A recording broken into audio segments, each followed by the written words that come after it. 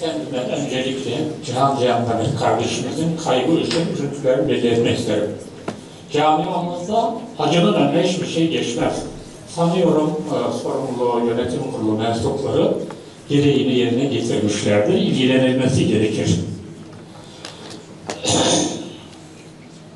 Benim yaşımın geçkinliğine dayalı olarak hissiyatımı ifade etmek üzere bir konuşma yapmayı arzu etmiştim.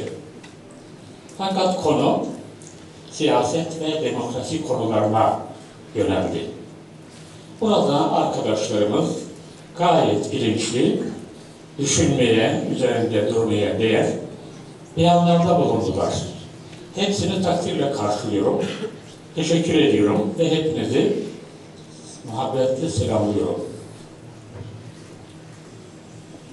Bu arada benim düşünceme paralel olarak Sayın Günseli Şurdum hanımefendinin dernekler harcamaya ve gönüllüye dayanan çalışmalardır.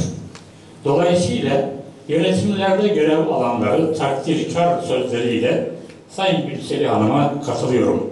Ayrıca birlikteliği sağlamak için ifade ettikleri teşvik edici çalışmaları da destekliyorum.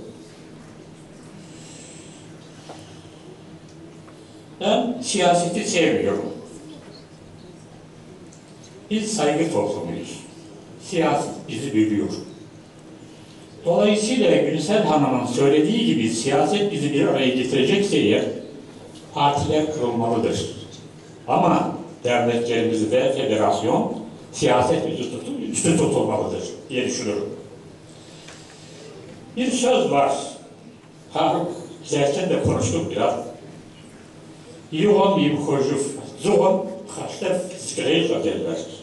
Yuvasına sığmayan fare arkasına ağırlık takar anlamına geliyor. Bir deyim daha var. Yuvunla benim sızım süzüfür, zuğurna jemukuyusun var mı? Evinde meramızla yapamayan komşusuna cemuk yapmaya gider diye. Dolayısıyla evvela biz birlikteliğimizi sağlama konusunda bazı çabalar sarf etmeliyiz. O yönde yoğunlaşmalıyız.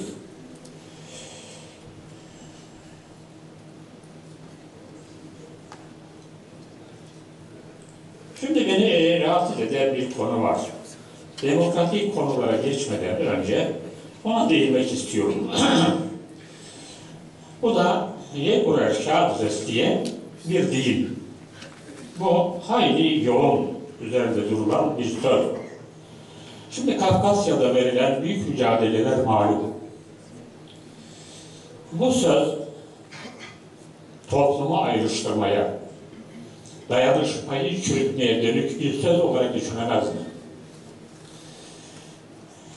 Bu daha ziyade bana son günlerde yazılan bir kitap var.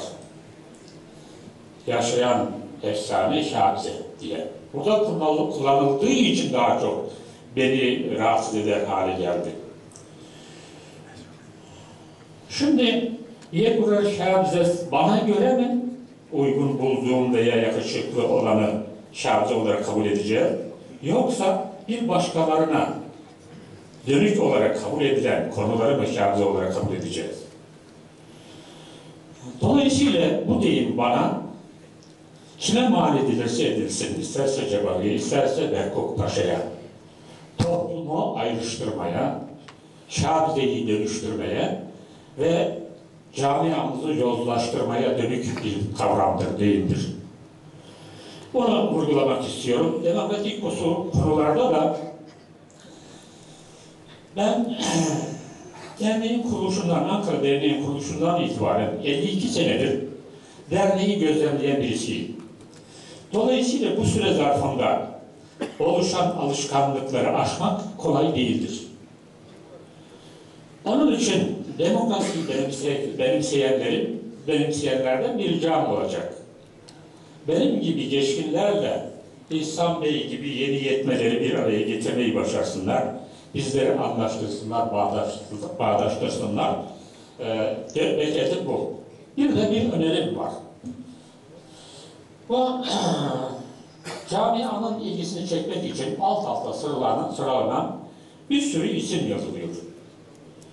Bunların yerine bayrak simgeleri esas alınarak 3 kişinin sorumluluğu altında boyları temsil edecek 12 isimle sınırlandırılması ve gerektiğinde ciddi tavsiye kararları alabilecek bir danışma kurulunun oluşturulması lazım.